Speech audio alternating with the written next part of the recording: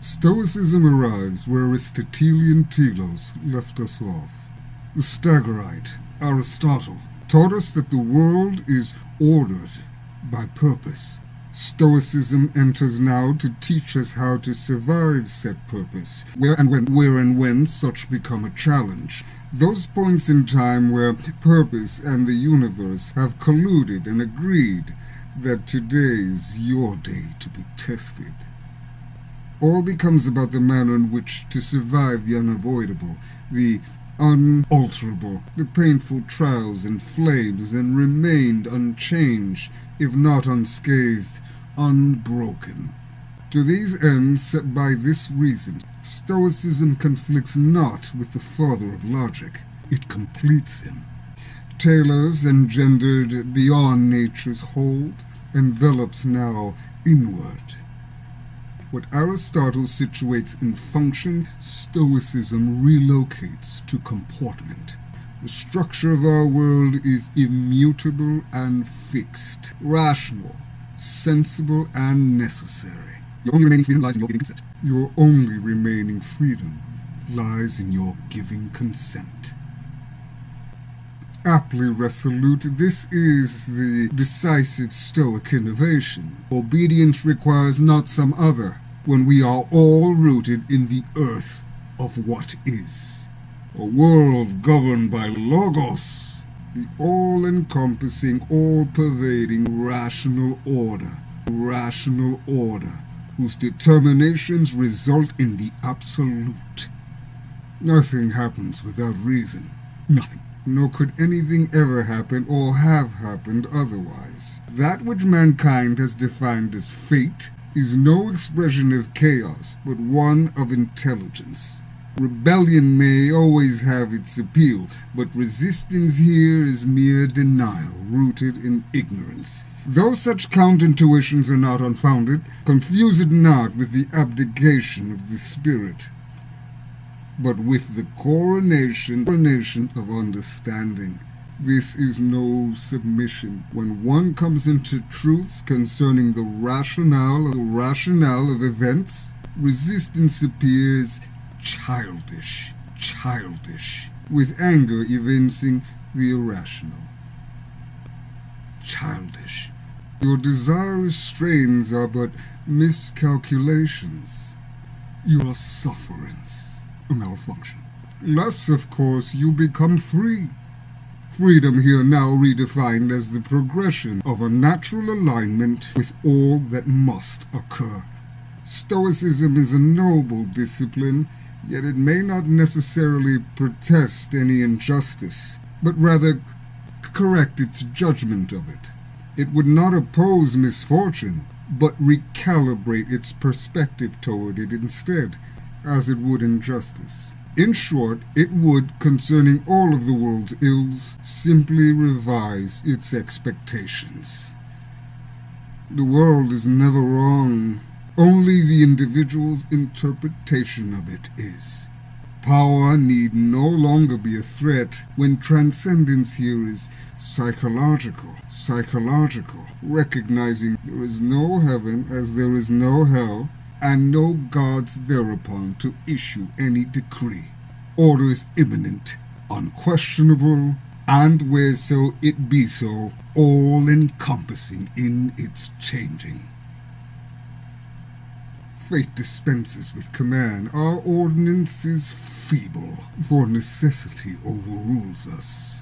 What was once the domain of the priesthood, that in one's naivete we'd require such intermediaries, now, built upon acceptance, requires only self-reflection.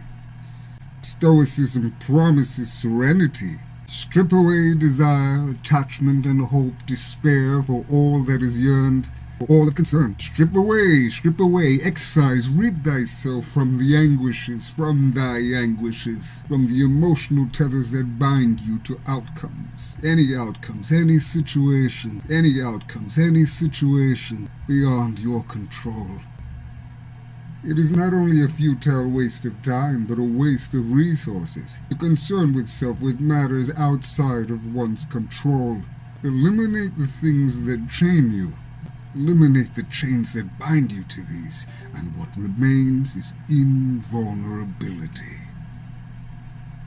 And upon the plain shall ye dispatch, challenge but unfazed. Not because the world has become a better place, the world has never become a better place, but because you have now made yourself compatible with injustice. You see, the very power of Stoicism underlines its weakness. That the Stoic no longer demands that reality answer to him, for he has trained himself unquestionably to answer to reality. Stoicism can liberate the slave, but it does so by shrinking him out of his shackles. Freedom is never the power to author one's life, but a useful skill in consenting its authority elsewhere to something else. Autonomy becomes a thing to endure, and as with any battle you are certain to lose, redefines dignity as compliance without complaint. The sagacious Stoic sage are free, because nothing can disturb them, but nothing can move them either. Nothing can disturb them, thus they are free. In this manner, Stoicism completes Aristotle's tyranny of purpose. The Stagirite, though, speaks intently of flourishing. The Stoic, though, no longer wishes to live well. For what is well? The Stoic, though, no longer wishes to live well, but correctly. For correct is virtue, and that which is virtue is correct. Virtue thus becomes agreement via necessity, when goodness is aligned with the destined, the fated, the inevitable. To weather said storms, morality is reduced to inner weather management. The modern appeal of Stoicism is deserved, particularly in light of conditions of instability and loss. It teaches how to survive external powers when their tyrannies become impossible to escape. Stoicism is apt for the soldiery of the empire, producing from its citizenry a mature restraint, childishness. Not because these are content with their lot in life, but because rebellion would appear too irrational. Far too irrational, as again, to these, suffering is not something imposed, but merely something misunderstood. Nothing can disturb them, thus they are free. Nothing can move them, thus they are, well, dead. They're pretty much dead. As good as dead. The veil drops, little else is exposed. The master imposes himself upon reality, whereas the slave just involuntarily suffers it. Tolerance is but weakness by another name. Tolerance is but weakness by another name. Tolerance is the self's acceptance of being ineffectual in one's attempts, in one's skill, in one's will, in one's power to cause change. Hence, it is weakness.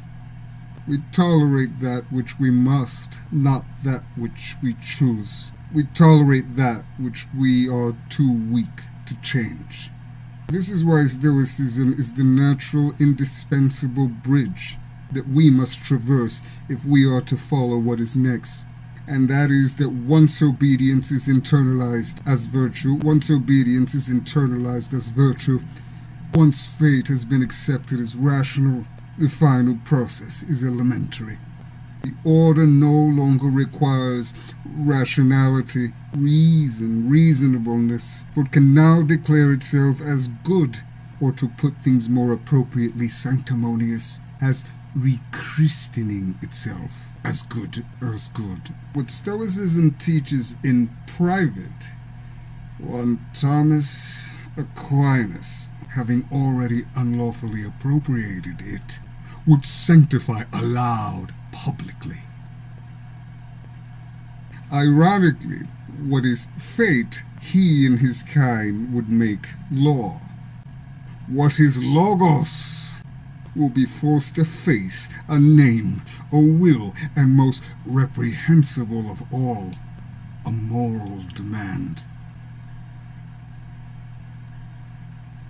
Stoicism is a releasing, emptying the subject, that the age of ignorance, to the detriment of all progress, may fill this void not with some other retarding philosophy, but with its very autonomous antithesis, religion.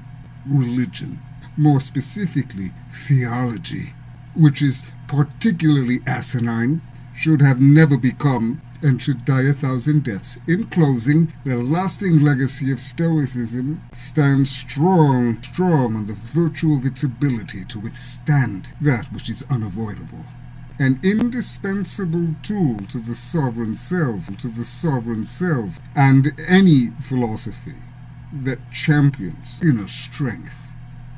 Alas, by the time Aquinas arrives, dissent would have become sinful, authorship suspect, and resistance a thing, what was it, childishness.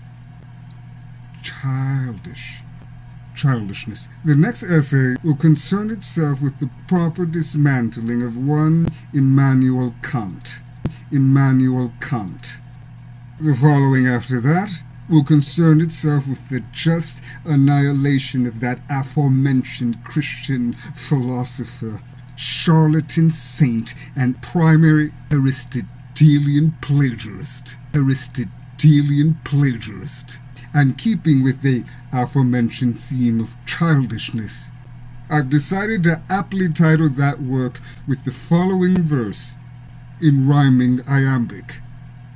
In both your mouth and ass man vaginas, go fuck yourself, Sir Thomas Aquinas.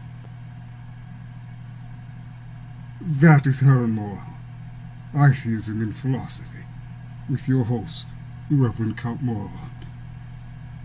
Enjoy your evening.